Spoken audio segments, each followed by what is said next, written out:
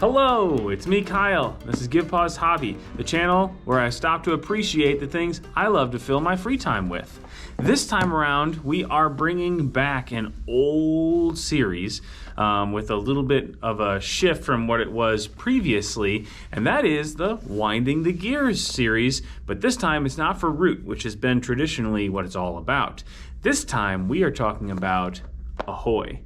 Speaking of which, I just realized I have green lines on my shirt, so I may have little cuts of the Woodland behind me. Obviously, talking about Ahoy, we're not in the Woodland anymore, but the series traditionally has had this background, so I'm keeping it that way because I like it. So the reason we're talking about Ahoy today is because whereas in the past, the Winding the Gears series has been about the development of new kind of like typically fan-led initiatives to put bots into the game space, like the Better Bot Project by Benjamin Schmaus, or the couple versions of using the hirelings that I've featured previously. This time around, it's me who's making something, and that is what I'm referring to as the Dummy Smuggler for Ahoy. In Ahoy, one of Leader Games' new titles. If you're not familiar with it, it's a fun piratey game. I was just recently, this may come across as overly crass, but when I gave like the 2-cent overview to someone, I said it's like Root and Dice Throne met somewhere in the middle.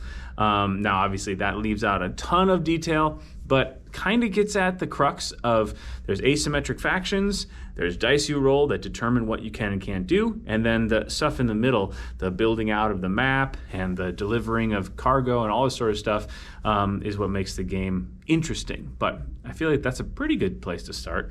So anyways, this is not Root, but I'm using some of the things that I've seen in the Root space to make this bot, because at 2 players, you are playing as just the 2 militant factions, which are the Mollusk Union, which is kind of like, I guess, again, to continue the metaphor space, or the similarity space, this is like the Woodland Alliance.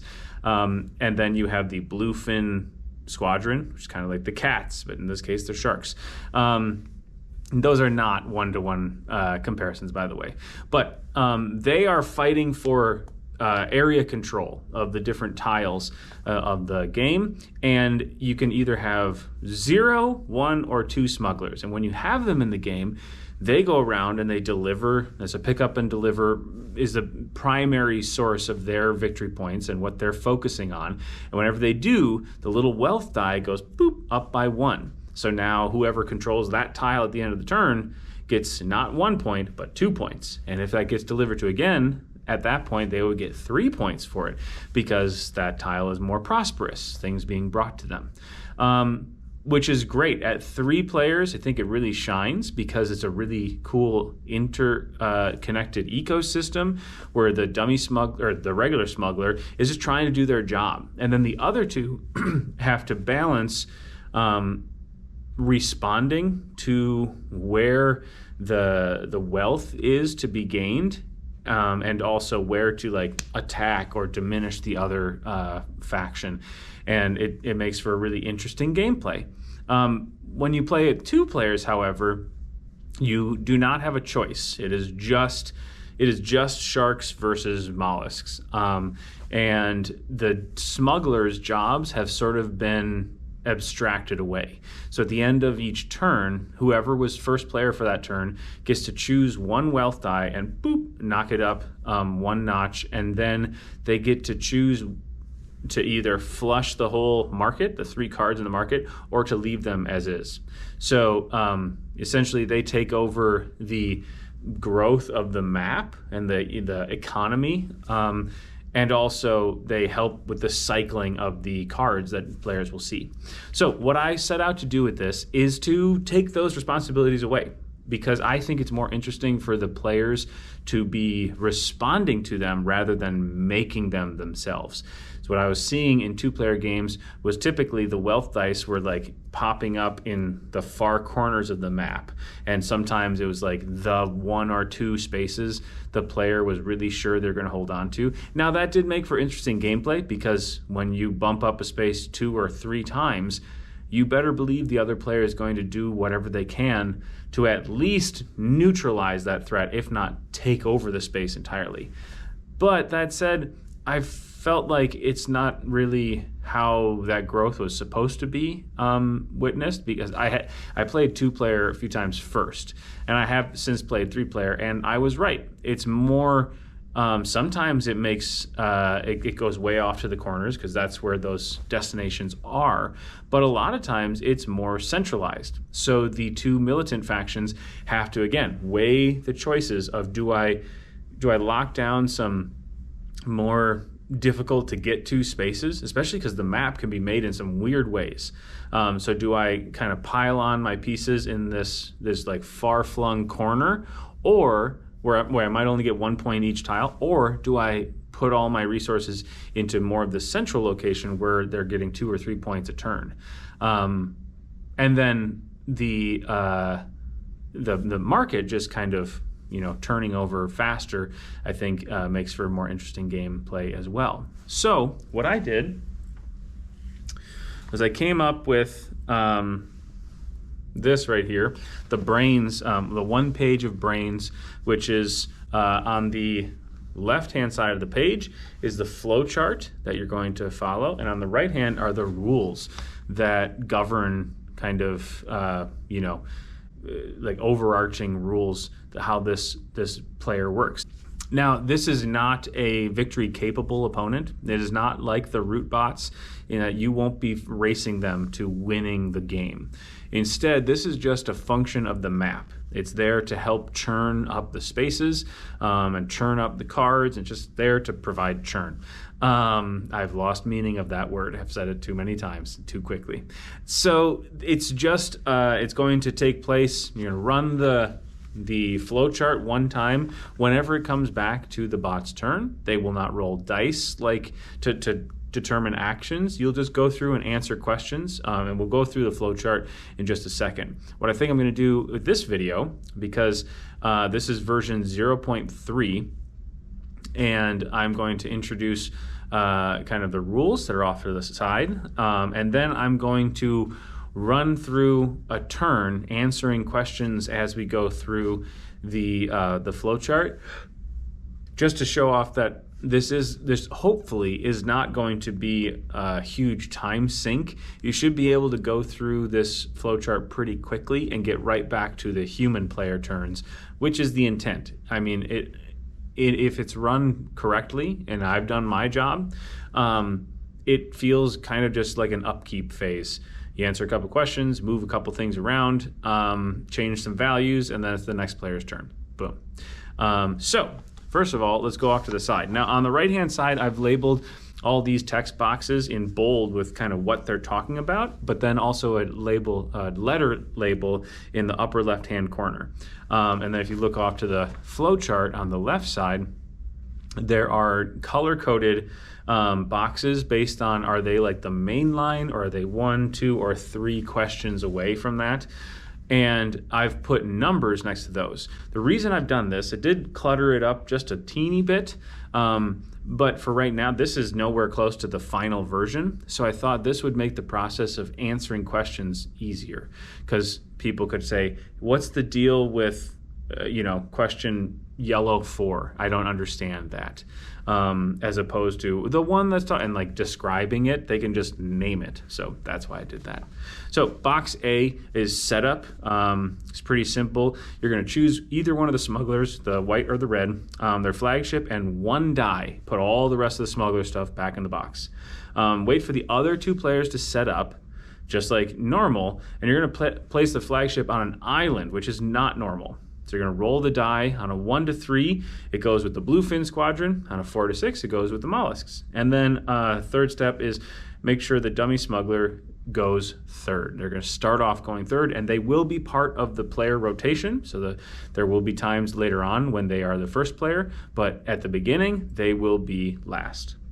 So box B, some overall rules to consider for the Dummy Smuggler. The first of which, on its turn, move one time through the flowchart, taking any dictated actions. So the red box says start turn at the top. You're going to go through all of them, which we will in a little bit, all the way until it says end turn, then you're done.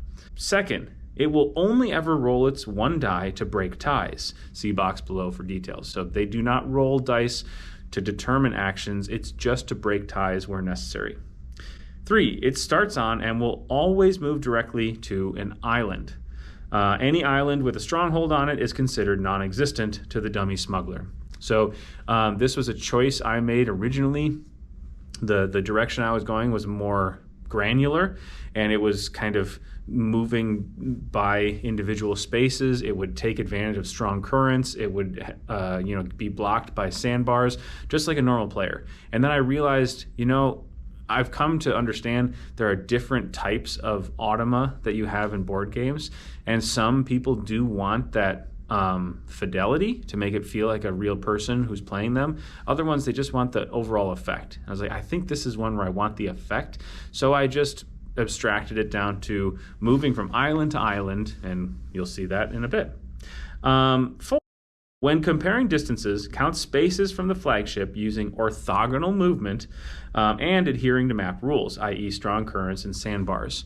So even though they do just move from island to island, if they ever have to determine which destination is closer, they will still count individual spaces. And like I said, strong currents may help them out or not, as opposed to just counting how many tiles away it is, because there will be way more ties if that was the case. Now, who knows? Maybe I might develop that differently in the future, but for now, you count spaces. 5, regardless of players' cannons being loaded, the Dummy Smuggler will never initiate battles by entering a space with another piece. But in 6, it can be battled by another player if they load their cannons and encounter it. If the player wins, they choose a victory reward, to include stealing gold, if any, but no damage is dealt. If the Dummy Smuggler wins, it will deal 1 damage to the first space clockwise from repair and steal 1 gold if able. So that is a site of some updating. I adjusted what the Dummy Smuggler responds to if it wins the battle. It will not start battles itself. It can be battled, and it can have gold stolen from it if it has gold, but I wanted this to be kind of a punching bag if a player needed it to put a comrade on an island or steal a gold to make something possible. I did want that to be available to the other players. I didn't want them to just be like removed from battling entirely. They're just sneaky when it's their turn.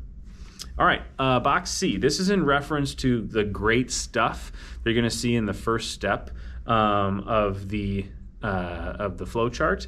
And you're going to consider these 3 classes of cargo, and this is what the Dummy Smuggler considers great stuff, and it is in priority. So first off, it is cargo with a closer destination than one or both of its current cargo. So just focusing on ease of getting to the target. Second, cargo with destination that matches that of one current cargo. So if it's not necessarily super close, but it could become a twofer, and you get to a distant island, but then you can deliver 2 things at once. Awesome. 3, any cargo with the palm tree suit in the upper left-hand corner. So the palm tree cards are the convincing, officials and the cards that let you do some kind of tricky stuff. This was a recommendation or a question brought to by a player who used this, because those are typically cards that people want to snatch up, even if it's not like a crucial part of their strategy. They don't want the other player to get them. So again, it's a newer part of version 0.3. I'm trying it out. Then, if there's 1 piece of cargo already loaded, load the highest priority great stuff into the other slot. If there are 2 pieces of cargo already loaded, do as follows, depending on which of the above criteria was met, and then load 1 great stuff. So For the first or third, the closer destination or palm tree ones, you're going to discard the cargo with the furthest destination, then load the great stuff. For the second one, destination that matches a currently loaded cargo, you're going to discard the cargo that doesn't match, obviously. Now, this is, I'm just realizing that I may need to put this in here somewhere because it somehow got buffed out. The Dummy Smuggler doesn't care about the suit where things are picked up. It ignores that upper left-hand suit typically, aside from the palm tree one right here. All it's focusing on is the destination suit. And the reason I did that was to ensure that it's going to regularly have things to deliver, because it's not interacting with hiring crew or doing stuff like that to try to dig for those to make something available at the site. So it doesn't care where it's coming from, and I need to put that in here. So version 0.3.1 will have that somewhere on here, TBD. All right, box D, how the Dummy Smuggler moves. Remember, anytime the Dummy Smuggler moves, it will immediately move from one island to another. The process of leveraging dice rolls for sales, full sales, and tailwinds has been abstracted away into this process of simply moving tiles at a time. I meant to take that out, so in 0.3.1, I'll remove that little explanation. I'm trying to take those out of my text because it just makes it clunky and longer than it needs to be. So, another change.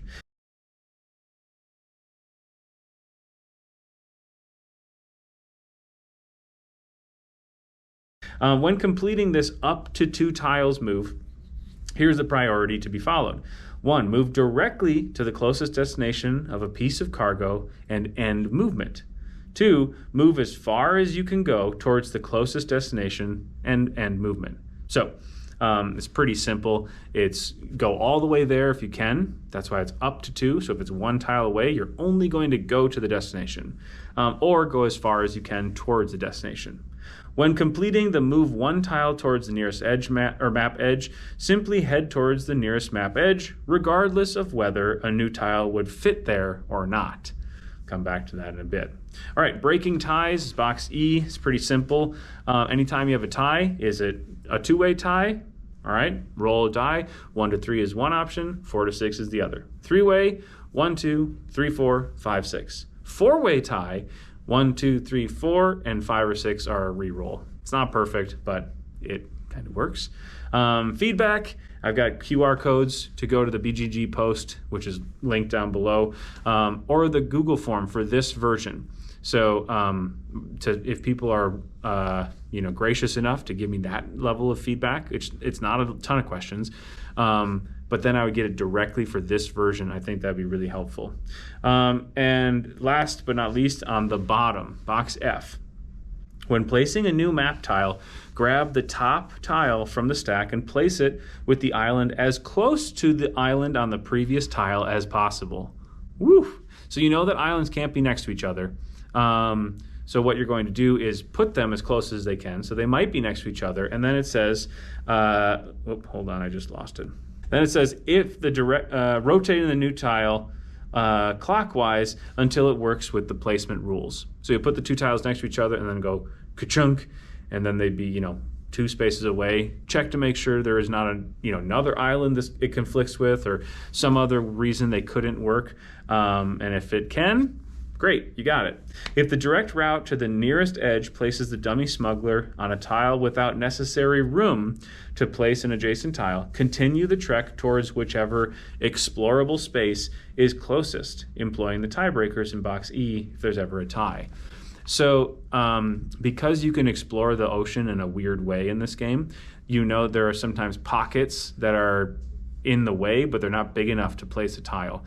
The Dummy Smuggler will still go to the nearest map edge, and then it will move, left or right to the next available spot where they can put a tile down if they can't at that spot. Now, that rule is admittedly clunky. However, I'm okay with that, and I'll explain why in a second. So right now, we're going to go through the turn for the Dummy Smuggler. So we start at the top. The first question we ask is cargo already loaded? If no, continue. If yes, check for any great stuff. So that's when they check the market. And then I should actually have in here load, that should be, the instruction to load one piece of great stuff is there. I mean, it's over in that box, so I might put the load one if able. We'll see. 0.3.1 may have an extra little fix there. But in any case, you're checking for that great stuff we talked about before, and loading one if there is one. Box 2, any remaining cargo space? If no, both of them are filled up, you continue on. If yes, you're going to ask any cargo with the destination on the map. So you're going to look into the market and check to see if there's a piece of cargo that you can actually deliver to a map or an island on the map that's there. And if there's not, you're going to continue on to the next yellow question. If there is, you're going to load cargo with the closest destination, and then you can go back to box 2. So in box 1, you're only ever going to load either 0 or 1 of great stuff. Even if there's multiples there, you're only going to do it once. But in box 2, this is where the Dummy Smuggler is going to take advantage of. If there are multiple things in the market they can deliver, they will fill up their hold, but they won't replace things they already have. They will go, if they have 0 or 1, they will fill it up to 2 if they can. But if they're already at 2, or if there's nothing in the market that they can interact with, they're just going to continue onwards. So box 3 asks you loaded cargo. No, you're just going to continue. You'll notice that all the no's are straight down, and I think in my limited flowchart, experience, I think that makes sense. I tried to make it uniform, kind of where the no's and the yes took you. And the no, if it's no on all this, you're just going to zoom down to the bottom, and we'll talk about that in a second. If you do have loaded cargo, however, you're going to move up to 2 tiles towards the destination. That brings you over to the box C, where it talks all about, or box D, moving the Dummy Smuggler. And then you move on to box 3. It asks you, are you at the destination for one or both of the cargo? If no, you're going to end your turn. You maybe loaded some stuff, you moved closer to destination, you're not there yet, so boom, that's it, you end it. If you are at the destination, you're going to discard the delivered cargo, increase the wealth die, take 2 gold pieces, then end your turn. So the Dummy Smuggler, it's not victory capable, but it is gold piece capable. So let's go back now to box 3. Do you have loaded cargo? No. If that's the case, there just aren't things coming to the market that match up with the islands on the map, which is typically like a beginning of the game problem. Originally, the Dummy Smuggler did not interest itself in exploring, but that is a crucial part of this game. So I wanted to put that in here as sensibly as I could, and this is the way I came up with it. So you're going to first ask at box 4, is the current region on map edge? If no, continue onwards. If yes, you're going to place new map tile, move to the new island of that tile. And that follows those clunky rules of box F. So if you weren't on the map edge already, however, you move to box 5. Move 1 tile towards nearest map edge. It's going to ask again, are you currently on the map edge? If yes, do the thing again. Put a tile down and go to the island. If no, continue on to box 7 and move 1 tile towards nearest map edge. So what the heck is that doing? And why is it functioning like that? What I wanted is essentially have like 2 move units, thinking of moving from 1 tile to the next as 1 move unit, and I'm giving them 2. So if they don't have cargo and they are at the map edge, they have 2 move units, but as you know, as soon as you explore off the map, it doesn't matter how many you have left, so it took 1 to go off the map, but that other one is forfeit because you just explored a new region. That's the end of your turn. But if they are 2 spaces or 1 tile in from the map edge, I want them to say, I'm not on the map edge, but I got 2 units. All right, I'm moving 1 towards the map edge. And now I do have space to explore, so I'm going to use that other unit to explore. And then, of course, if they are more than that from the map edge, they're like, I got 2 units, I'm not on an edge. I got 1 unit, I'm still not on an edge. I do not have any more units, but I'm not on an edge. Maybe next time. So to automate how this kind of emergently, organically explores the map to help out the other 2 players. So up at the top, just to explain the reason why I have great stuff and regular cargo loading, because it doesn't care about origin suit, this is going to go through that deck a little faster than a human player could. However, I didn't want it to always be considering what it has to be replaceable by better items.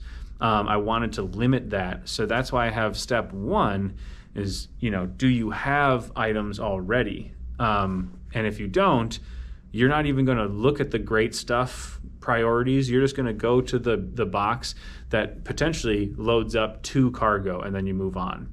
But if you have cargo, one time you're going to be given the opportunity to replace something with something better.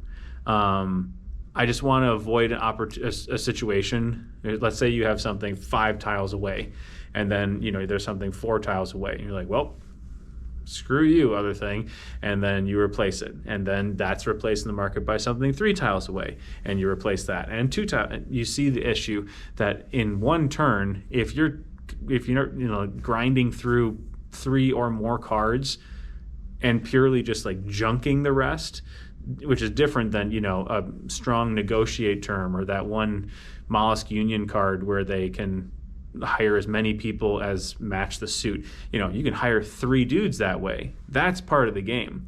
But this is just taking a card and junking it when you get something better. So I'm cognizant that I want this to be churning through the deck a bit. I don't want it to churn that fast though. So again, this is all the reason I have the A's and the letters and the numbers and the colors on here is not because I think it looks great. I think hopefully it looks workable. But I have those labels on here so I can get questions answered faster and I can iterate that much quicker to get to a better place. Because at the end of the day, I want this to be a really fast process to just have the map kind of update itself a little bit. And then the players can say, oh, that's worth more points now. I'm going to go seek that out. But that's it. This is by far the longest of the Winding the Gears episodes devoted to the Dummy Smuggler, because I sort of explained the origin, went through the rules as well as a whole turn. From now on, I'll probably just talk about the changes made from the old one, and then I'll always run through the questions you'll be asking yourself when you are piloting the Dummy Smuggler. So the flowchart may be very similar, or it may not. There may be times when I realize something I thought worked the way I wanted, didn't. Actually, a good example of that, and one of the things I adjusted for this version is that box 2, any remaining cargo space, and then the next one down right now, which is green 2, that used to say load cargo with closest destination, and then it just like pinwheeled back to box yellow 2. But then the question came up of like, well, what if nothing has a destination? Like there is no closest destination if the suits don't exist. And I was like, oh shoot. And that was, something that in edge case I had in my mind, like obviously continue on the flowchart then. That's not how flowchart's supposed to work. There's very little to no assumptions that should be made on a flowchart. All the options should be given to you. So that's why now that's a 3-question process thanks to the feedback of a player who is using it. So again, if you want to be part of this process, I thank you for lending your time, but you can hop over to BGG talk about it on the variant forum that I have for it, which I will always update of the newest one. There's a link to get the PDF and the PNG of the newest. Well, actually, I'll have all of them on there. Just the newest one and then old versions in a folder. But I'll explain what's new on the newest version. I'll have more in-depth like reasoning of where this came from, why it's designed the way it is, and sometimes what I'm specifically looking for feedback-wise on the current version. I have the QR code to go to the Google Forms, which is again pretty simple form. The most important ones I'm interested are, was it your first time? How confusing was it? Who won the game? I want to make sure that this doesn't unfairly benefit the one or the other, the mollusks or the sharks. And then at the bottom, there's the option, like only the first 2 questions are required. The rest of them are not. And the bottom 2 are definitely not required because hopefully not everyone will have an answer. But it's asking, was there a node, or like a box somewhere on the page that was confusing? And it asks you to identify which. And then if you have time, to just explain what was confusing about it. Again, thank you all for watching, for trying this out, and super extra triple thank you for those who did those 2 things and took the time to give me feedback on one of those 2 places, because version 0.4 is going to be even better thanks to you and your help. So with that, I will say see you next time, and happy sailing, and yar, it's the end of the episode. That's stupid.